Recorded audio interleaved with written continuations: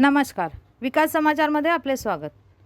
पालघरमध्ये TV reality शोमध्ये नोकरी मिळवून देण्याच्या बहाण्याने गुजरातच्या महिलेवर बलात्कार. गुजरातमधील एका महिलेला रियालिटी शोमध्ये नोकरीचे आमिष दाखवून बलात्कार केल्याप्रकरणी महाराष्ट्रातील पालघर जिल्ह्यातील एका 30 वर्षीय व्यक्तीवर पोलिसांनी गुन्हा दाखल केला आहे, असे एका अधिकाऱ्यांनी सांगितले.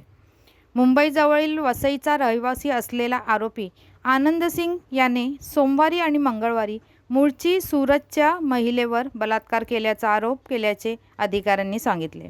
तुळींज पोलिसांकडे केलेल्या तक्रारीत 26 वर्षीय महिलेने म्हटले आहे की सिंगने तिला एका लोकप्रिय रियालिटी शोमध्ये नोकरी मिळवून देण्याचे सांगून मुंबईला बोलवले. ती आल्यावर सिंग याने तिला नालासोपारा येथील मोरे तलावाजवळील त्याच्या घरी नेले आणि तिच्यावर बलात्कार केला.